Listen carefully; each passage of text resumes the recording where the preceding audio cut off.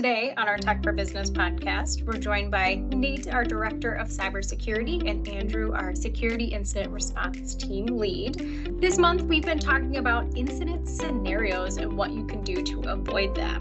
So we started with close calls, we went into some email compromise and wire transfers, and today we've got 10 different examples about ransomware. So before we really jump in, I'm going to throw my first two questions to Nate.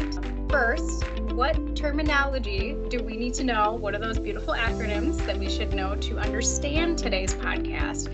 And then what is kind of the number one thing or a couple of things a customer could do to stay off of this list? In terms of different acronyms to remember here, so we're going to call out EDR nonstop through this, I'm sure. So endpoint detection and response, it's traditionally you had antivirus, now you have EDR. There's a lot of different acronyms: EDR, MDR, XDR. I'm not going to go into the depth of those ones, but essentially what it does is it's bringing in behavioral monitoring into your traditional antivirus solution, trying to catch the unknown risks, something that even if it's not malicious software, but it behaves abnormally in a malicious way, it can still take action on that type of stuff. So that's going to be a big one. MFA, multi-factor authentication or two-factor authentication, depending on what you're used to hearing. We might bring up, IC3. We talked about that a little bit on the email compromise wire transfer. It's the Internet Crime and Complaint Center, which is the FBI's reporting division of cybercrime.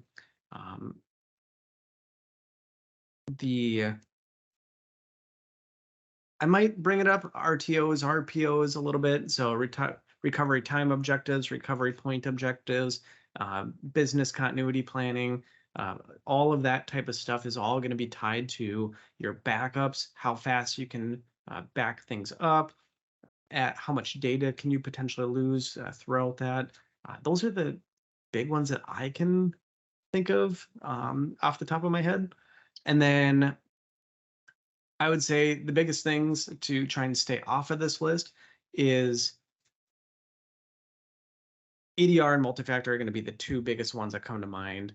Unfortunately, in most of these cases, you're going to find that having one or both of those solutions would have prevented a lot of this stuff from happening in the first place. Removing local admin permissions. Otherwise, there's also application whitelisting is another one. So no new software can be introduced into your environment unless it's previously approved, because every one of these ransomware cases, the threat actor had to introduce new malicious software into the environment to encrypt data or steal data. And so if you have some type of application whitelisting tool in place, you're going to very quickly prevent yourself from being on this type of list. So sure, I don't know if you had anything else. I think one thing, DR, disaster recovery. You're talking that with the RTO, RPO. So yeah, I think disaster recovery would be the only other one I think that we are going to be talking quite a bit about. For sure. And all the names and some information have been changed to protect the innocent, just saying our little legal spiel. But yeah, how do you want to start us off today? I guess I'll start off with the first one. This was a relatively recent incident. It was from a threat actor group called Akira. This client, they were compromised through their VPN, the Cisco VPN, very prevalent now in ransomware cases, just because there are plenty of vulnerabilities that have come out for the Ciscos and Cisco VPNs. What happened was attacker got in. They were able to move laterally, escalate their privileges due to weak password policies, overused admin, the same admin password for all the local devices. In this event, the attackers were able to encrypt their backup server. Their backup server essentially encrypted the backups off in the cloud. So essentially, they ransomwared themselves by having this server get encrypted. Important things for that to prevent. EDR would have been a big and important tool to have in place. making sure that you do not reuse local admin passwords. Microsoft Laps, that's a free tool that can be deployed, very easy to do. As far as other things, I would also say making sure your VPN and all points of egress on your network are up to date. Firewalls, your VPNs, any sort of SD-WAN, anything like that, where somebody from the outside can come in, it's the most up to date as possible. Another event that happened was through a threat actor called Lockbit 2.0. Again, this was a compromise of a Cisco VPN, very similar in time frame from this the past one that we spoke about. This one, the client did have EDR, but they did not have EDR on all of their endpoints. So the attacker was able to compromise a device without EDR and then just hammer on every single other device until they were able to encrypt other devices. So again, making sure that your firmware is up to date on all externally facing devices, and making sure that you have full coverage of all the devices that come into your network that you own. Make sure they have an antivirus solution, preferably EDR, but have some sort of software protection in place. Because while EDR did make their job harder, no tool is perfect. And as we've talked about the security onion, layering your defenses, EDR defended, but attackers found other ways because they had that foothold. Yeah, that one was super interesting. Just for some additional context behind that one, because in the EDR portal, we saw that the VPN, again, there was an account that was on that VPN that was compromised. So again, multi-factor would have been a nice way to help prevent that. But from the logs, we saw the threat actor attempt to escalate privileges to the servers over and over and over again. And so in the logs, we saw the same attempt to all the different servers that had EDR installed. And then the next logs that we saw was coming from an internal host or workstation that did not have the EDR installed. And then they tried doing the same thing from that to the servers. And again, the EDR solution protected a lot of that stuff. What happened was that that one internal device that they didn't have EDR deployed on had access to the file shares. And so it started trying to encrypt all that data. Now the EDR solution was able to start restoring a bunch of data as much as it could, based off of, I'm not going to get into too much of the depth here, but on the way that typically works. But it was able to start trying to restore as many files as it could. Unfortunately, they did have to start pulling from backups because there were some limitations of data coverage of what was acceptable. So this is again where we're starting to talk about things like recovery time objectives and recovery point objectives. Is if let's say you're taking a snapshot every 24 hours or every 5 hours, but you actually needed data within the last hour, you might still need to pull back from a backup or potentially update your backup frequency to help accommodate what the actual business needs are. But again, for me, that was a really, really interesting one, seeing the tool continually block and block and block until it found that device that wasn't protected. So I guess if you're keeping track of or just watching through all these different podcasts, Org 8 in our list here, or 3 today, is one that this is a customer that was doing almost everything right. They didn't have EDR deployed when this happened, but they did have network monitoring. They had phenomenal backups. They had multi-factor widely rolled out across the organization. Unfortunately, their users did have local admin as well. And so what happened in this next case was that there was a group called Conti. So this is an interesting group that has now shut down. So this is a group that was historically composed a lot of the Russian and Ukrainian hackers. Obviously, with the war, they kind of split apart and everything like that.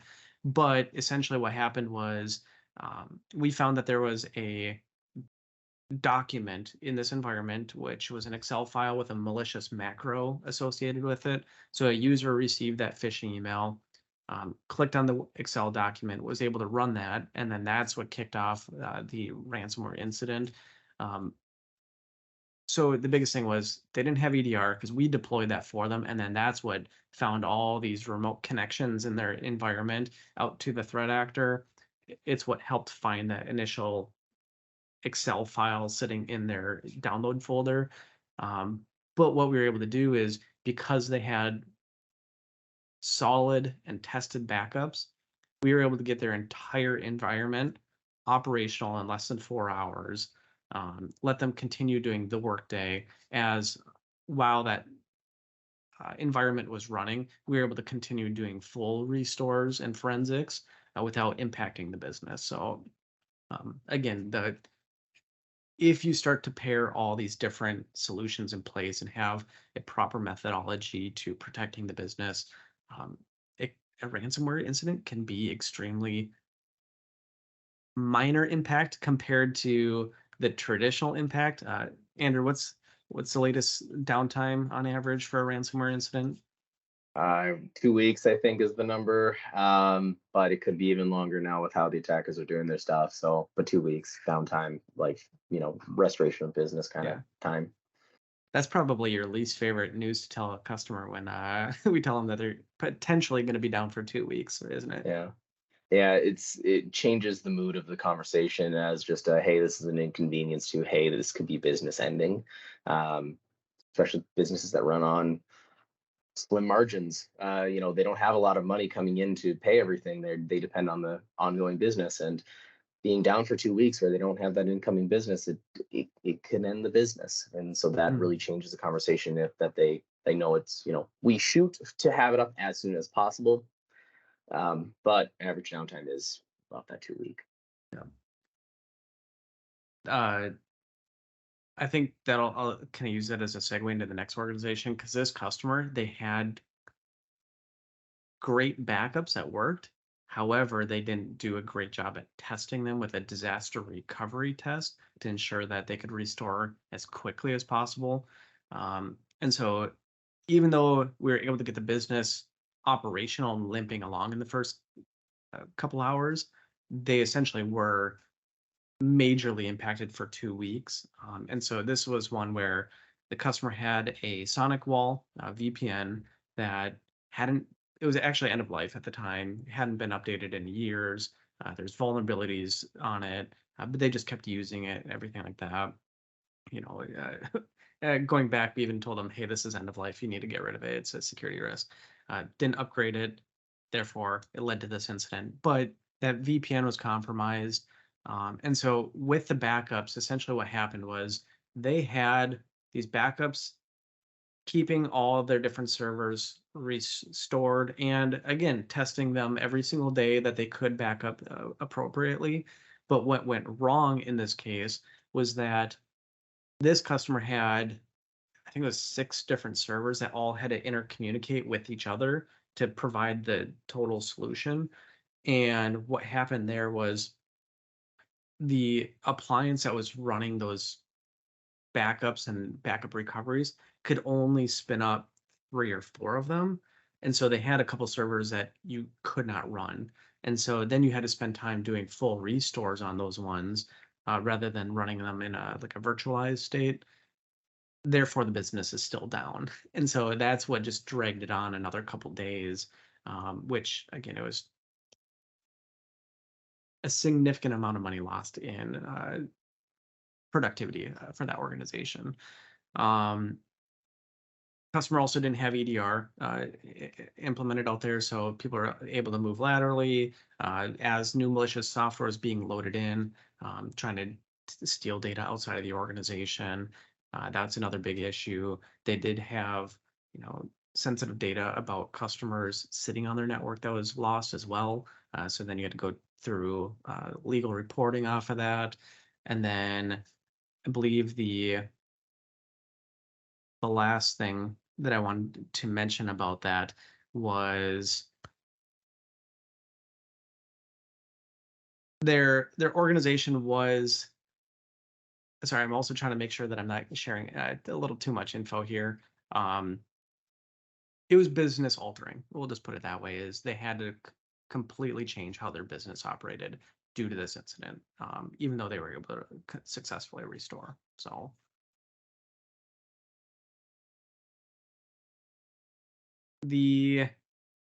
Kelsey and Ariel, I don't know if you have any questions along that. I've been talking a lot here. No, Otherwise I'll I'll just- kind of, yeah, I'll let you, I've got kind of a little bit of a wrap-up question. I mean, I'll ask that later, but this feels very like stressful. If you're in this situation as a company, I mean, what do you do? Like, do you call your IT? Do you call the president and CEO? I mean, if you're in this situation and you're looking at your business potentially being down for 2 weeks, what does the kind of that first step look like? If I may, Nate. What's the first step on our incident response plan, basically? Well, Yeah. make sure you have an incident response plan. Yeah, Yeah. exactly. That's really important. You never hope to have an incident, but make sure you have an incident response plan. Who is responsible for what applications? Who is the call tree? Who are the important people in the mix when it comes to IT, when it comes to finance, when it comes to everything? It's important to know these things ahead of time. So then you know what to do, because it's really no fun to get on a call and we have to learn everything about the network before we can actually start helping you. Yeah. The thought that came to mind was on our internal incident response playbook. Essentially, the first step that we have to find on that is take a deep breath, call your family, and tell them you're gonna be late home and it's gonna be a long couple of weeks. It's just the nature of it, right? Is for Andrew and I on that last customer that I talked about, Andrew, I think you and I were up for almost 3 days straight for the first, the 3 days, just trying to get that customer operating and moving along. So, we put in almost 2 weeks of time in the first 3 days. And over the next 2 weeks, I couldn't tell you how many memes and gifs and everything we sent to each other just to keep ourselves sane during that engagement. But that was also one of my favorite times at CIT, because I don't know if we were just so slap happy or what, but It might have been the lack of sleep, delirium, or something like that. Yeah. but that is the first thing for as you face these types of situations, is take the breath, tell people that you're going to be late. It's going to be stressful. We know that. Our job is to help reduce that stress, help provide the empathy, help provide the skill set and guidance to help you navigate that situation. I guess the one big thing here, and I talked about it a little bit, is how do you prevent yourself from being on this list? And one of the things that come to mind is, if there are security recommendations that come out of either CIT, another provider, your own internal CIT or internal employees, please take it seriously, because oftentimes something like, we need to update our firewall, that seems minor, but we just talked about 3 different cases of the VPN being compromised due to outdated software, or MFA not being implemented for a user accounts there. This is serious stuff. And then also is, oftentimes what we see is that organizations say, I don't have the money to do that.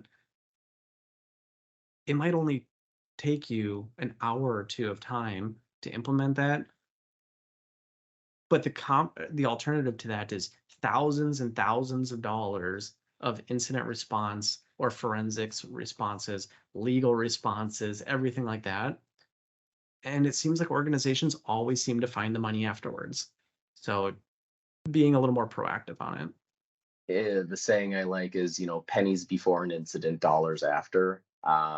Because if you pay some pennies here before something happens as a preventative measure, it's going to help you not have to pay dollars later. Definitely. Yeah, sorry, the last thing I had about that is, to implement EDR, you can typically spend 10 years of EDR payments just to cover one security incident. It makes no sense why that would not be an investment, because the risk is so high, the impact is so high, and the cost of EDR is so low. Multi-factor, most of them included for free these days. There are paid solutions that have a couple extra bells and whistles, but 10 years of protection compared to one security incident. So, but Sure. I'll touch on two more, and then I'll hand it over to Andrew for a little bit. This customer, they were not sitting in a great spot ahead of this security incident. They didn't have EDR, they didn't have a great antivirus, they didn't have multi-factor, anything like that. And so, but I wanted to talk a little bit more about the response capabilities and the response progress, because that's what really impacted it the most. And so this one was, a traditional phishing link. Someone clicked on it. Their users did have local admin, which is terrible because it greatly expedites the attacker's ability to grab admin credentials in that environment. But one of the interesting things was we implemented EDR into this environment. We found 40 different computers that all had remote connections going out of the network, trying to maintain persistence to that threat actor. And so what happened there was, even though you might have taken a machine offline and tried to clean it, you still had 39 or so computers that had access. So it was extremely dug into their network. Now, when we deploy that EDR, it found all those and shut them down really, really quickly. But where the issue lied with this environment was that the IT admins out there said, we are losing thousands of dollars every day with this system being shut down. And so while we were going through the incident response process, which it has to be extremely meticulous and methodical of when do you bring up certain servers in particular order, to help minimize reinfection of those brandly new configured or restored systems, while it's still in a hostile environment. They kept bringing up these servers without the guidance of the forensics or CIT incident response team.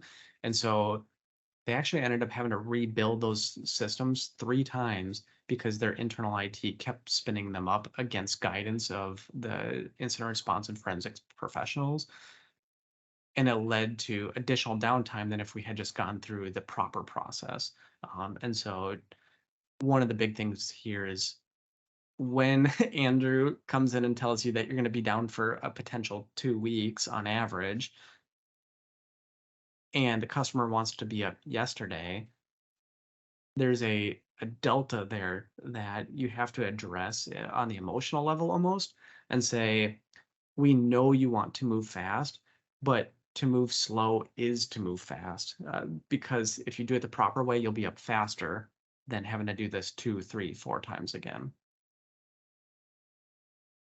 And also on that slowness, if you do have cybersecurity insurance, there is requirements for them to pay that certain things are done. And if you do them out of order, you lose logs, they can deny your claim, and then you're really up the creek. So it's important to move slowly to move fast in the end.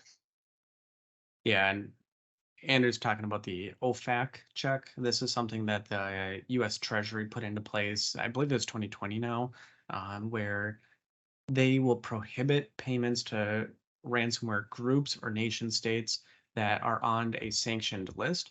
And so in those cases, if you are compromised and it's known to be a sanctioned threat group, you're not authorized to make payment to that group to restore data or retrieve files. Otherwise, you could actually face a fine from the U.S. government as well for making that payment on top of that. Therefore, and then also for a managed service provider like CIT, we cannot assist you with that because we could also face similar fines from the government for assisting you with that. So, the government, CIT, we all say, do not pay the ransomware demand. The biggest thing is, again, all this preventative time to prevent it from happening in the first place, because it is will easily dwarf whatever the cost of a major security incident is, right? Last one. This one holds a special place in my heart because it's the first one I ever had to respond to. Sorry to the customer if you're listening, that this is someone that just called into CIT. I was brand new into CIT at the time, and they just said, "Hey, our environment's down. Can you come help us out?" And I went out there and started helping out with ransomware and doing a little investigation, trying to figure out what happened, what does the environment even look like, everything like that, because again, brand new to us. And I found that there was Ryuk ransomware, which is it used to be one of the most expensive ransomware groups out there on demand payments. I believe that's group is no longer in place. I'd have to go double check that. But the way that it impacted their network was the systems out there were operational, but their server was down, which was driving their ordering software. They were still able to make phone calls, and so their order department was literally just writing down customers' names, credit card infos, whatever they wanted to order on pieces of paper while I was there, just trying to keep the business operational. And then once they could restore the systems, then they'd have to go manually enter all that data back in. What I found out there was that every single workstation in that environment was end of life, so it was no longer receiving security patches. They didn't have any type of EDR in place out there. Their server was a 2003 server, also end of life. And then as I was walking around, and I noticed that there was a hard drive plugged into the back of this, or sorry, it wasn't even plugged in. It was sitting behind the server. And I asked them, "Hey, do you have backups for your server that we can maybe restore from?" They said, "Yeah, we do." I said, "Is that the hard drive that was plugged, or sitting right behind that server?" They said, "Yeah, it was until we unplugged it." It's like, okay, let's take it onto a different system and see if we can get it up, because the server was completely corrupted. Brought it in, and I saw that ransomware started going down the files of their backups as well, and it stopped 3 files short of their entire customer database. And so we were able to actually restore that, but they said that if it had hit that file, they would have closed up their shop. But unfortunately, well, fortunately for them, it corrupted the server a little too quick and shut down the server before it encrypted their backup there. And so in that case, we were able to actually get the customer back up and operational. I believe that one was about 2 weeks to almost completely rebuild that environment. But the premise of that is you have to have what they call immutable backups. These are ones that cannot be tampered. And then also there's the 3-2-1 rule when it comes to backups. And now I'm going to totally blank on that. But essentially having multiple copies of your backups, having different locations where they're stored. And I should probably look that up for the details again on what the 3-2-1 specifics are. But essentially having good, solid, tested backups, not a hard drive plugged into the back of your server. On to the next client here. This event was due to an unpatched Exchange server, so publicly facing, running an older version of Exchange. We had deployed EDR to their network because they did not have it previously, and we found that there were about 60 sessions connecting to the threat actors. The attacker slips my mind here right now. In the event of this compromise, the attackers were able to encrypt their backup server as a Veeam server. I like that Nate brought up immutable backups here just a minute ago, because these backups were not immutable. They were still locally stored. So the attacker on the network was able to encrypt all of those backups. It actually required some actual data recovery, taking the physical device to be manually restored down at the block level.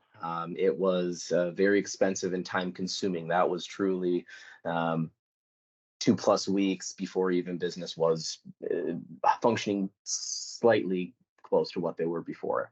I did find the what the 3-2-1 was again. 3 copies of your backups, 2 different methods of storing it. So again, if it's on like a drive level versus cloud level, that would be 2 different versions of how it's stored, and then 1 offsite. So the one that Andrew's talking about was they had 2 copies, 1 form of storage, 2 locations, because there was an offsite one, but it was doing the same replication. So it wasn't following the full 3-2-1 rule. So sorry, Andrew. Go ahead. Yeah, good. That was essentially my story there for that one. Yeah. Yeah, that was an interesting one because we actually had to call in forensics and data recovery on that one and take all their data, and that was the Hail Mary play to try and get their data back, and thankfully it was successful. So Thanks for finding that. I was also Googling on the side, like, oh, I gotta find this. But yeah, Andrew, I know you had a couple more incident responses you wanted to share. Yeah, another incident here. This is by a threat group called Doppelpayer. The incident started with a suspicious FedEx email. Now, obviously not from FedEx. The attackers were able to convince a user to open the document, and from there, the attackers were able to compromise the entire network. I think it was $600,000 was the initial payment, and then after the time expired, the payment doubled up to 1.2 million. With this incident, there were a lot of end-of-life devices in the network, and maybe more servers than they probably ever needed, period. So it gave a very large attack threshold for the attackers to gain foothold, escalate privilege. They did have RSA, MFA in place, but that wasn't enough with the end-of-life servers that the attackers were able to compromise. Again, did not have EDR in place at the time. Now, I guess I have another story about a incident that was relatively new to me. It was still a network compromise. It was still a threat actor, but they did not encrypt the data. All they did was get into the network, exfil data, and leave a little note that says, "Hey, I got all your data, pay me." It's interesting, I guess. I get what the thought process is. They're not ending business because business ends, you don't get paid. They could still function, but it was definitely an interesting attack. That was due to weak password policies, especially a legacy account that password was set for it many years ago, and it was used for many services. And so the pain to change that password was an assumed risk because they didn't want to have to go through all this other stuff to update it. So that was a difficult one to deal with. I didn't hear the end of that one. The internal IT handled the rest of it, but it was a definitely an interesting one. And I think, Nate, I'll let you handle this very last one. yeah, the one thing that I did want to add on about the threat groups that don't always encrypt data, even if they do encrypt data, the tactics of these threat actors change over time. And so it's really been interesting to see this, where typically they would just encrypt the data, say, give us money, and then that was the end of it, right? Then they switched to what they call double extortion, was they would take the data and then encrypt the data. And then if you didn't pay, they'd say, well, we still have your data that we can potentially leak. And so I think org 8 or org 3 that I mentioned up above was one that they had a lot of sensitive data. They did pay to prevent it from being leaked further. But then they used those backups to become operational. And so those are the ones where that double extortions does tend to sometimes work. One of the other things that we've seen, and so there's been threat groups like Tommy Leaks, Kara Kurt, anything like that, where they don't encrypt the data, but they take it. But then what is really interesting about these ones is they don't just tell you that you have the data, they'll start calling your employees and say, tell your IT team and the business leaders to make a payment because we already know that, we have your data. They're ignoring it because that's the other thing. They monitor the chat log. And so if you're hopping in and out of that portal, trying to see if there's any updates, they see every single time that you're in there, which then prevents better negotiation tactics. And so one of the things there is we've also seen it where they have obtained a customer list of that in business. Then they started calling the customers or emailing the customers saying, go tell your vendor or partner to pay us because we have your data and they're not being responsible to prevent that from being leaked. So now you have your customers calling you saying, what happened? You know, the cat, is it the cat is out of the bag? I forgot the the saying there, but Yeah. yeah, the cat's out of the bag there. And so there is a lot of new techniques being done there. And then the last thing I'd say is that there was a bank that we ended up working with. I won't go into too much of the details, but the biggest thing was this customer, although they didn't have EDR in place, they had everything else done very, very well. And so, we identified that there was ransomware in this environment. I believe it was 5 a.m. And then we had the entire environment operational by 7 a.m. So when the first customer walked through the front doors of that bank, they could do business. Customers never suspected a thing.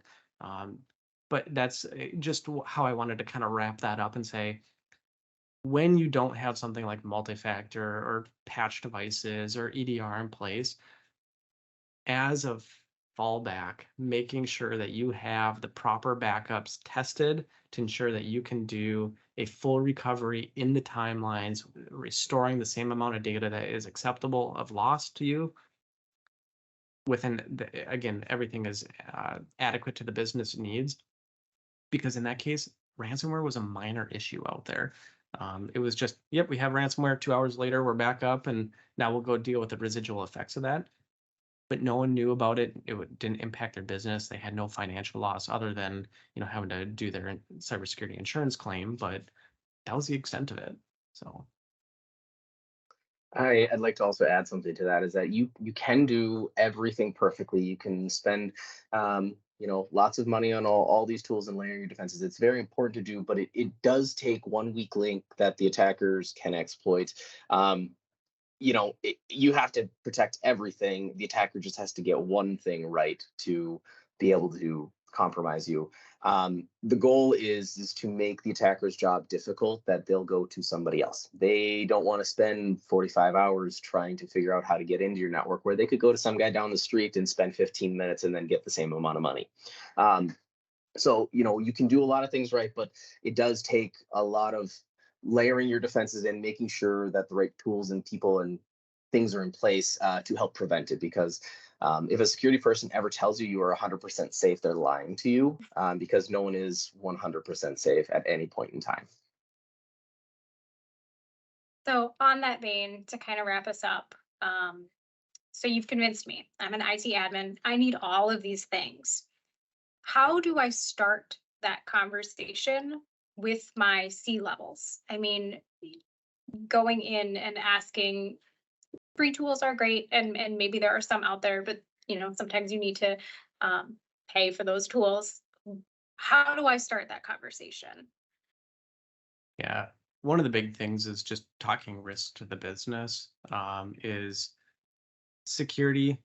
We're not here to say no to everything, right? We're trying to help just do risk reduction to organizations. That's everything that cybersecurity is about.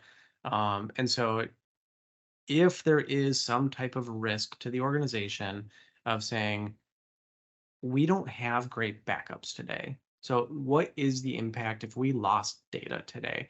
Maybe our backup server completely crashed and we weren't able to restore data. What does that cost the business? Is it $20,000? Is it $100,000? Whatever it is, for all that data that you lost? That's one thing. Now, if we said we have solid backups, but it's going to take me 2 weeks to pull all this data from tape drives or something like that, because we're still using a legacy version of it. What does your business make within 2 weeks? Calculate that and say, that's how long we would be down and not generating revenue. Now that might be $50,000 a day. It could be, in some cases, we know customers that are generating $1 million a day of revenue, right? So that very, very quickly will pay for your backup solution there. Same things with EDR, right? Is if we know that these are so successful at preventing things like malware and everything like that, taking whatever that downtime is for some type of security incident and whatever the cost is to go bring in a third-party forensics, third-party incident response firm, that'll very, very quickly start paying for those tools. But taking everything and correlating it back to the risk and operations of the business is critical. It's not just going to them and saying, please give me another $3,000 or whatever it is for this solution. Show them that you're trying to help keep the business operational and moving forward. Nate did hit on it quite a bit. Just I would say putting it into dollars and cents, because to a C-level person, they don't care that, all these bits and pieces of all these ways the attackers can get in. If you put in that perspective of you're down for 2 weeks, how much money are you losing? This tool is 1/1000th that price. Let's talk about it. The thing our CISO likes to say is the boiling frog analogy, I guess. It's, you don't throw a frog in boiling water, you put them in the pot and you turn the heat up. So let's get, the MFA, let's get the EDR, let's put those in place, make sure you're in and you're good, and then slowly work your tools upwards. I wouldn't say to buy all the tools, all the whiz bangs as fast as possible, because you're not going to know everything about every tool. You're not going to make sure everything's all in place because you have other things you're dealing with. Make sure that you have the best thing for your dollar, and make sure that you have it well configured before you move on to something new. Mm-hmm. Yeah, this will be as you're wanting to be a little bit more mature on the risk conversations, but there is something called FAIR. It's a FAIR model, and what it does is it takes risk and tries to quantify that, whatever the total loss is. And then you can start helping take that model to talk about, what's the cost, what's the impact, what's the likelihood of these different security threats, and then help, again, quantify and better communicate that to the business. Well, thank you both. Thank you, Nate and Andrew, for joining us today. If you liked this podcast, please like, subscribe, reach out to us. If you have a question or topic you'd like us to discuss, you can email us at info@cit-net.com or head out to our website, cit-net.com/podcast. And we'll be back next week with an all-new episode.